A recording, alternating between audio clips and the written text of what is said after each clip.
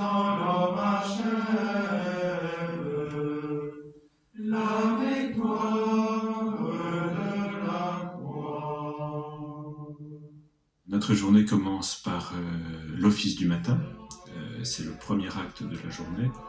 On se retrouve à 7h moins le quart, tous ensemble à la chapelle, pour l'office de l'aude.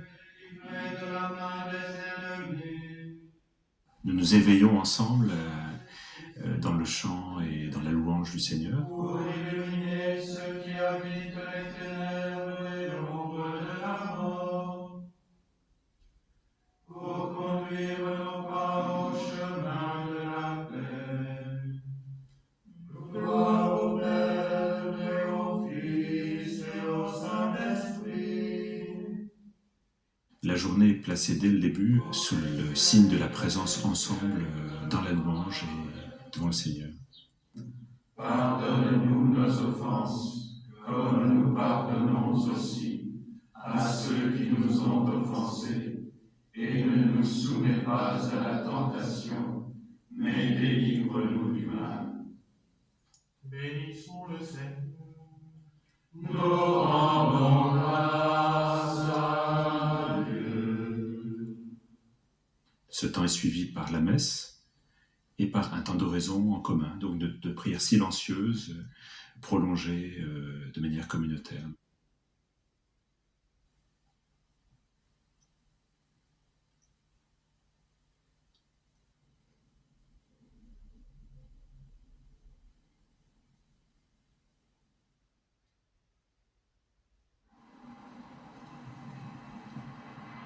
Dans la rue Saint-Denis, on sait qu'il y a la prostitution, il y a tout ce qui tourne autour de la drogue et de l'alcoolisme, beaucoup de solitude aussi au cœur de cette ville.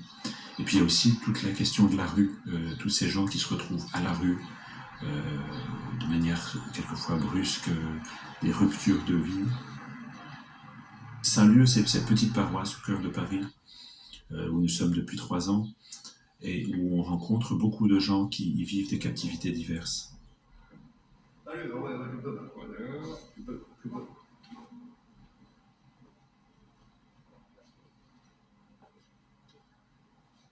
Quand les gens ils nous méprisent, là on se rend compte qu'en fin de compte on n'est pas comme tout le monde. Quand je vois un plus faible que moi, je prends 5 minutes de mon temps et j'essaye de discuter avec lui, d'essayer de lui donner des tuyaux pour qu'il puisse aller manger, pour qu'il puisse aller se laver, pour qu'il... Déjà, c'est beaucoup. C'est beaucoup. C'est ce que la plupart des gens aujourd'hui ne comprennent pas. Nous, on ne demande pas une pièce, on demande juste qu'on nous regarde tel qu'on est et qu'on ne nous dévisage pas des yeux. C'est tout ce qu'on demande.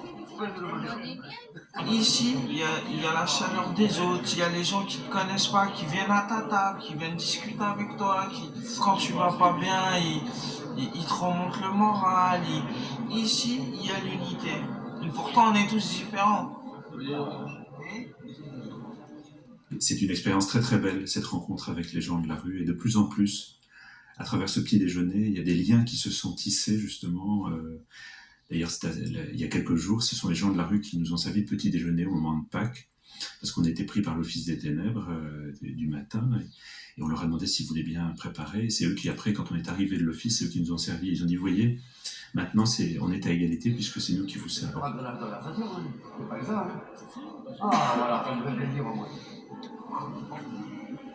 Oui, puis heureusement qu'il y a des trucs et puis comme ça, je crois que comment on va peut-être pas s'en sortir.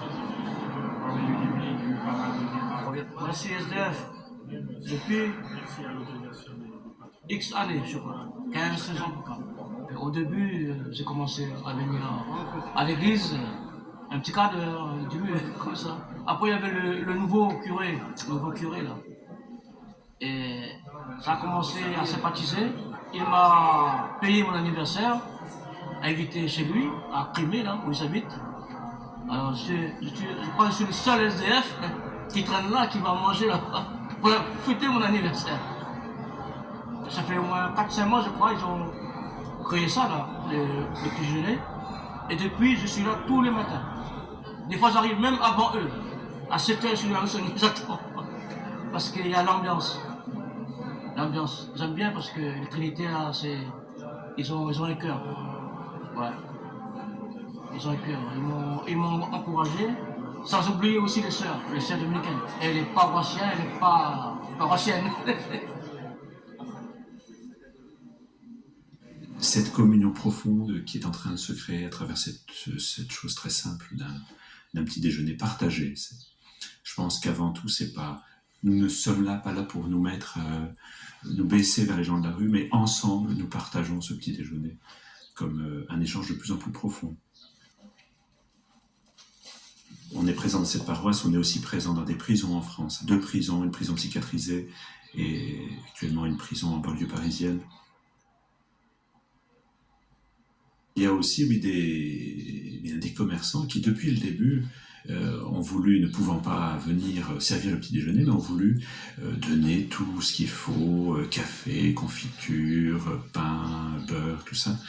Donc il y a une solidarité très, très concrète. Chaque semaine, on a notamment un restaurant là, qui nous fournit tout ce qu'il faut pour le petit déjeuner. Et ça, c'est un contact, je trouve, indirect mais très profond finalement, de communion, de solidarité de quartier, quoi, qui se joue à travers ça aussi.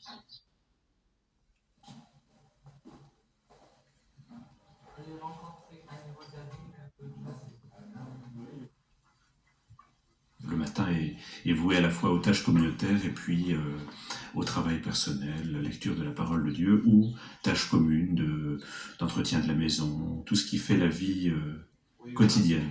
La vie est faite de cet équilibre. Hein. Dans notre communauté, on fait l'oraison en commun. Donc, il y a déjà cette démarche communautaire, même dans la prière silencieuse. Donc, tout est communautaire finalement. Et les tâches communes, c'est le plus, justement, c'est le partage des choses les plus simples ensemble. C'est important.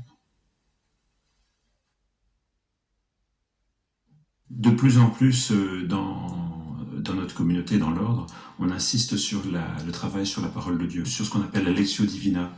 On a vraiment le désir que tout religieux puisse non seulement être dans la prière, mais dans l'étude de la parole.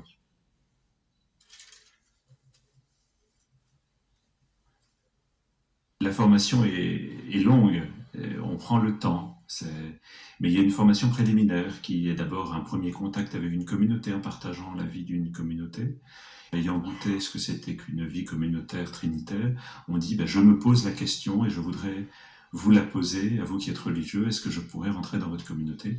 Donc ça, c'est un temps de postulat où on a quelques cours de théologie, où on garde un petit travail à l'extérieur et où on partage la vie de la communauté avec un discernement régulier, personnalisé. Donc c'est un temps à la fois de vie communautaire, d'intériorisation et d'écoute de la volonté du Seigneur.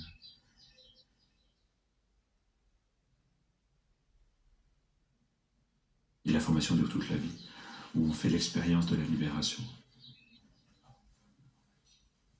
Alors le chapitre, c'est le lieu de réflexion communautaire pour étudier tous les points de notre vie de prière, notre vie économique, notre ministère, mettre tout en commun et décider, prendre les grandes décisions ensemble. Au moins tous les 15 jours et souvent une fois par semaine. L'expérience durait jusqu'en septembre et qu'après on verrait. Mais selon le principe de l'abbé Pierre, la façon d'aider les gens, c'est de leur demander un service. C'est ça qui les valorise et qui leur permet de s'accomplir. Donc il y a bien une triple action par rapport au centre Emmaüs lui-même, par rapport aux compagnons qui m'adoptent un peu comme bénévole avec eux, et par rapport aux hébergés qui viennent ponctuellement passer la nuit comme ça. Nous sommes en France une quinzaine de religieux, c'est un redémarrage après 2 siècles d'absence. Maintenant, il y a une reprise qui est très encourageante. Dans le monde, on est 600 religieux et il y a également 3000 religieuses. Les religieux, les religieuses, plus les laïcs, ça forme la famille trinitaire et l'esprit de famille est depuis le début de l'ordre. L'inspiration du fondateur remonte à 1193. Jean de Matha, qui cherchait sa vocation lui aussi, qui venait d'être ordonné prêtre, mais qui se sentait une vocation particulière, ne savait pas laquelle, en célébrant sa première messe, a vu le Christ libérant un esclave blanc et un esclave noir. En élevant le corps du Christ, il a eu cette vision. Et c'était en plein moment d'un grand choc dans le christianisme, dans la chrétienté, disons, de l'époque, qui était la chute de Jérusalem. Et il y avait beaucoup de chrétiens qui étaient faits esclaves. Et donc il s'est senti appelé à ce moment-là par le Seigneur à travailler à la libération de tous ceux qui étaient captifs ou esclaves. Donc voilà l'origine. C'est des frères qui se mettent ensemble à la suite du Christ pour le rachat des captifs, qui veulent prendre comme modèle de leur vie communautaire la Trinité. Donc une vie de partage, je dirais, le plus total possible, et de communion à l'image des personnes divines. Donc c'est vraiment, on met la barre assez haut. Hein. Suivre le Christ libérateur et prendre comme modèle la Trinité, comme modèle de communauté.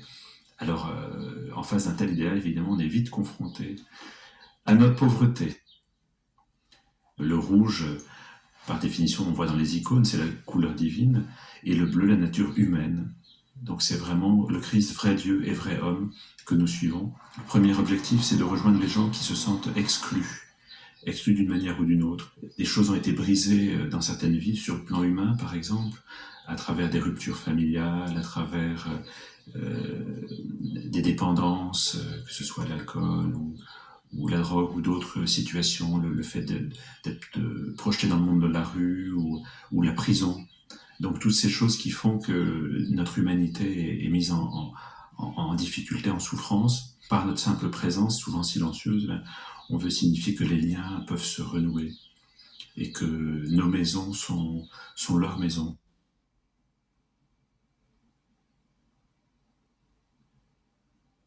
Le sacrement de réconciliation, c'est quelque chose pour moi qui est à l'intérieur de ce mouvement de libération. On doit pouvoir aller avec les gens qu'on rencontre jusqu'à cette libération profonde de tous ces liens qui empêchent d'accéder à la joie, je dirais. Et on sait bien qu'on est tous liés par des liens de mort. Et en fait, par le sacrement de réconciliation, c'est vraiment le triomphe de la vie. C'est parce que nous sommes les premiers à avoir fait l'expérience de ce Christ qui nous rejoint dans toutes nos captivités, dans toutes nos brisures, dans toutes nos souffrances, que parce qu'on se sait aimé personnellement et libéré par le Christ, qu'on l'a expérimenté, qu'on peut aller voir le frère sur un pied d'égalité et lui dire, tu vois, moi-même, j'ai compris que j'étais aimé de Dieu et je voudrais te dire que toi aussi tu l'es, je veux dire. Donc nous sommes frères dans la captivité et frères dans la libération. C'est un vrai camembert. 5. 1, 2, 3, 4, 5. Allez.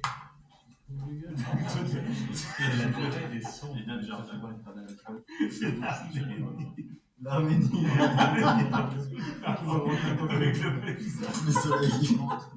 C'est cool. La source de notre apostolat, c'est la relation qui est au cœur de la Trinité, qu'on essaie de vivre d'abord dans une petite communauté et ensuite de répandre partout où la relation a disparu.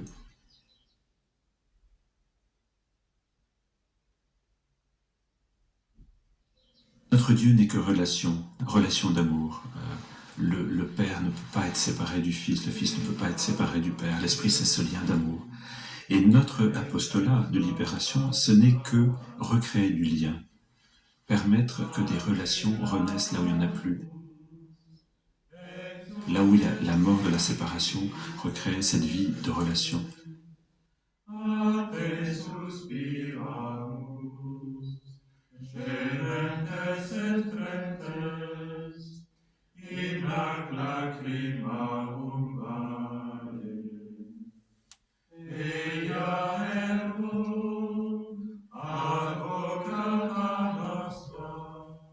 C'est ça notre apostolat. C'est remettre de la relation là où il y a le vide.